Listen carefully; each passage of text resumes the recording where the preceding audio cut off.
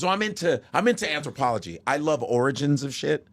I'm into history. Are you into the history of the like being in America, being a black person in America without the roots to Africa? Yeah, I have roots to Africa.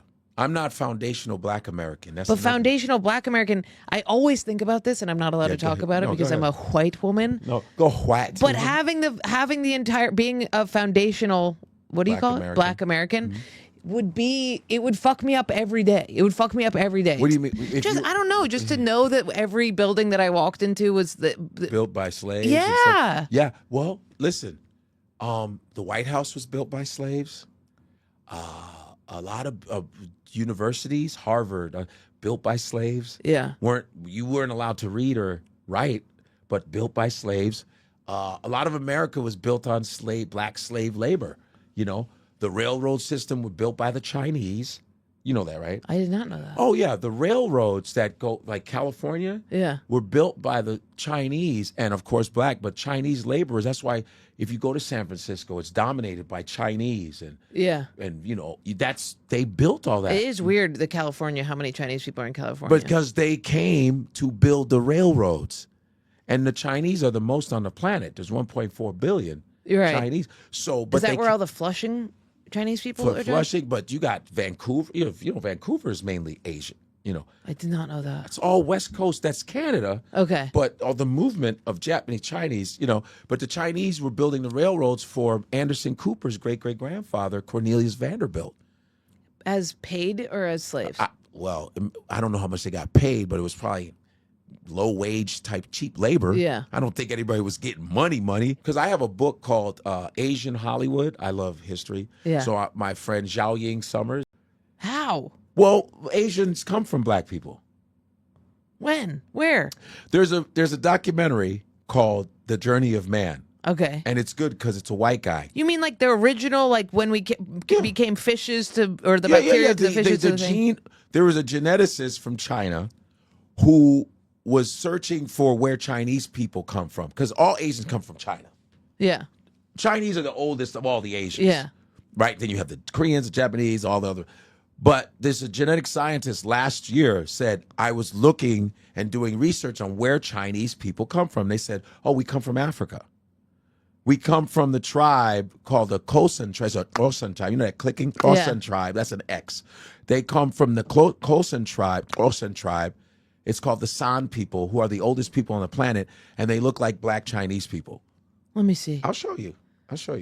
How'd they get so light? By the cold? Well, yeah, moving away. Yeah, it's just geographic. This shit is not rocket science. It's just, why do white people look the way they? Europeans were in, like, there's not a lot of, it's not equatorial. Yeah. Why are people dark? It's not a fucking curse. It is crazy if you look up ancient, like Israeli Jews, they literally look like Larry David, but dark skinned. Yeah, but It's crazy. Because if you want to keep it real, ancient people were dark as fuck over there. Yeah. Really dark. It just got gentrified. That's all. Yeah. So you do research on this all the time. Yeah, I like to. I like because we're just taught so much bullshit and lies. Yeah. Like when they say, "What did Jesus look like?" Well, if you use your logic, if you look at where he was born, he wasn't no blonde guy. Yeah. It's unless he was albino with an afro. Yeah. And there's albinism in Africa. Yeah. But they look like black people. You've seen black albino, course. but they got the nose and the lips. I always wonder about that. What happens? That must be an it's a insane life. mutation. It's a mutation, Yeah. pigment mutation. That's all it is. But they're black. Yeah. And so, if the Bible took place in Sweden or Scandinavia, and I was like, yeah, you look like a Viking. Yeah. Yeah, I have no problem with that. But anti-blackness has caused people to go, I don't believe that. Why? And then one lady, and I was in London not a couple weeks ago at the Leicester Square Theater, which, shout out to London, sold out my shows, which was great. I was talking about Jesus, and this lady waited. She was there for an hour and 5 minutes. I said, Jesus couldn't have been a blonde guy. Yeah. It's impossible. I said, Jesus was a black dude. I think Jesus was a black dude. That's my opinion, because the sun was out there, blah, blah, blah. And this lady's like, he was mixed rice. He was mixed rice. I go, did you know him? That's crazy. I just went like this, did you meet him? And the place went crazy. Did you meet him? And she was so angry, a mixed race. I go, and I told the audience, you know how I know he's black? Look how mad she is. Yeah, yeah. I got into a fight with a lady the other day because she was saying God was a man. She was like, "I know that he's a man. He's made man Yeah. Yeah. from man." And I was like, and I How do just you know that? Like, it's so bizarre. I was like, you're imagining the God, the creator of all men, to have testicles on the outside of his body. It's so bizarre how people die on that hill. And nobody we've met none of them. We Yeah. haven't met Jesus. You haven't met God physically. And people just believe what they believe. They get caught in dogma and then they get mad at you because you have your own. I think that God is a woman also. Why can't it be both? Because in the Bible, men ran the Bible. So men left women out of it. Yeah. Or made them whores right? So how do you know God isn't a woman? Like, how is there should be feminine and masculine energy just in general. When I was little, I thought God was a man. Yeah. Because they would say he. But then I had a teacher, her name was Chris. She was very like one of those, now you know how you see recycling and I was way back in the day. My teacher, I learned sign language for 2 years. You had a hippie. Oh yeah, You had a good sign hippie. language. And my name is Godf. She was a compost lady. Compost, but I Nice. learned that shit when it wasn't popular. Yeah. So my sister, my brother, we learned sign language. I learned awesome. sign language. This is Chicago. This is this white woman, this Italian woman from a rich suburb who came to come to the city, even though my parents, we weren't poor or rich. We were in the middle because it's blue collar. Yeah. My mother was a nurse, OB-GYN nurse. But she came to teach like black and Asian kids because my grade school was full. It was all refugees. Yeah. Vietnamese. My friends were Vietnam, Cambodian, Laos, and you had Mexico, Africa. Because of just the way that it was all the school system When was. the 80s, it was a fluctuation of Vietnamese refugees and Cambodian refugees, Laos from the war. Yeah. So they ended up in my neighborhood. Next door neighbors were from Cambodia. Yeah. Filipino down the hallway. So my friends we were all just immigrant parents. Yeah. India, Russia, Poland. I have Russian babysitters. Russia, Poland, because the most Polish people live outside of Russia. The most Polish people outside of Warsaw live in Chicago. Why did they go there? I don't know, but we had Pulaski Day on March 1st. Wow. And I grew up eating kielbasa, pierogis, and all that other shit. Yeah.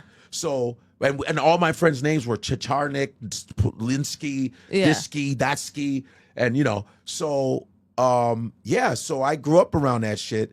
And what was I gonna say? What was I saying? I was talking about my Asian friends. Your teacher. My teacher, she came and taught us and said, when we read, it was Catholic school, St. Thomas of Canterbury.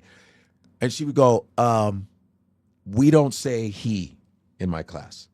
God, you just say God. God said this guy. We don't know if God is rules. we don't know if God is a man or a woman. And my father was like, wait. God is a man. God is a man. And I go, Dad, we have to say God. And in a way, you're like, it does make sense. But you're like, we don't know if God is a man or a woman. And then later on, I started realizing in spirituality, there's feminine energy, there's masculine energy. It is weird to have there be man and then ours is called woman. Like it is Right, and weird there's to be still this man little in your sub. shit. You can't have shit. Yeah, even it's menopause. crazy. Yeah, it's like men. It's crazy. Like we're in your shit. You all are. The time. We always take it over your shit. It's really bizarre. And then the fact that the idea that we can rear children and have them is just like we become like cattle as opposed to something that's it's bizarre. What happened with paganism? King was like, we have to drop the defenses for the sake of the future. Like, get hit, don't fight nonviolence. But he learned that from Gandhi, Gandhi was a fucking piece of shit. Yeah. And I found that out because I was like, I want to get me a Gandhi t-shirt. What was he, a sex guy? Well, he was sleeping with 9-year-olds to test his will, which was fucking insane. Why don't you just get a grown woman and sleep next to her? And so I thought Mahatma Gandhi, Mohandas Gandhi, was this dude that was like, okay, fighting for Indian freedom. Yeah. And shit, but he was whack. He was a lawyer in South Africa. He didn't want to represent any black Africans. He thought they were animals and shit like that. He would say that shit when he was a young lawyer. And then sleeping with 9-year-olds. I read this from an Indian journalist. Holy and so shit. I was like, and this was not that long, maybe a decade ago.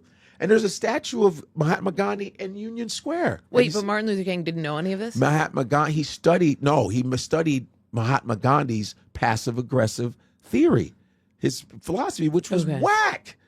You know what I mean? Because, was it whack because of who Gandhi was, or was it whack because it was ineffective? It was ineffective, man. Fuck that. Motherfuckers spitting on you, hitting you, you should be able to fight them back.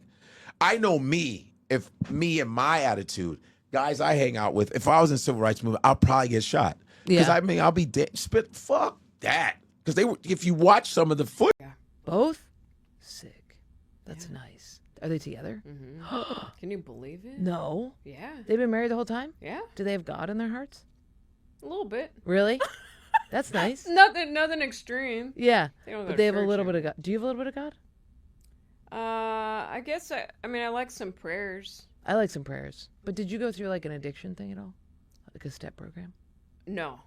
That's how I have prayers, just from like working the steps. You gotta have prayers.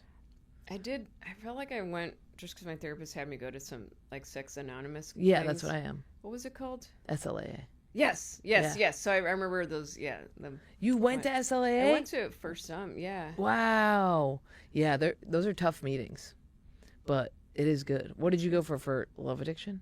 Love addiction. Yeah, I would get like fantasy and just kind of about obsessed. X's and just what? X's and O's. O's? X's and O's. Oh, X and O. Yeah, I got it. Yeah, X's and O's. I have it. Yeah, I mean, I have to. It's like a. I should be like still going to meetings and stuff, but I was doing it mainly because I just could not keep getting back together with this person and breaking up and getting back together. So I did SLA because I was like, this has to stop and I can't stop it. Yeah. But were you just like bouncing from one person to another? I think so. Yeah. I definitely was hoeing it up. You were hoeing it up? Yeah. I can't imagine you hoeing it up. I know. That's cool. You had a hoe phase? For sure. Wow. You go to all girls school for 6 years, you're gonna you're gonna go nuts. You're gonna go nuts. Was it in your 20s or in your 30s? Yeah, 20s. 20s hoe phase. Oh, classic. Yeah. Classic. Is that when you went to SLA? Well, yeah, I think so, and a little bit in my early 30s. Yeah, I went early 30s. It is helpful, but I don't know. I think if you're a love addict, you are a sex addict for sure. I think it's the same. It's like a validation addict. Yeah. But yeah, and then I started dating somebody, so I stopped going. Probably not ideal. It's okay. The amount of times that I worked the steps and then just got back together with my ex and just had to tell my sponsor and be like, yeah, I'm back in it again. It's so crazy how similar it is to drinking. Yeah. It's nuts. Do you drink? Not that much. I'll have a Modelo every now and then. That's nice. That's it. You never go crazy with it. No, I used to drink more, but then it just hurts now. Like wine and hard. I can't. I just like a cold beer every now and then. Every now and then, like once a week. Yeah. Yeah, that's nice. God, I wish I could do that. If I did every now and then, I'd be like. But you're sober. Yeah, or else it'd be like every now and then is like at noon, and then. Yeah. I just whatever I'm allowed to have, I go crazy for. You know what I mean? Like if you give me a thing. Yeah, that was how I was with tattoos. I went nuts. Do you? Tons. Where are they? Oh yeah, you can't see. I actually just got this one touched up. That's an old one that they recolored. Yeah, so it faded pretty much, this one, and she's out here in New York, and she just touched this up. Isn't it beautiful? Yeah, it's so pretty. It but looks like this one had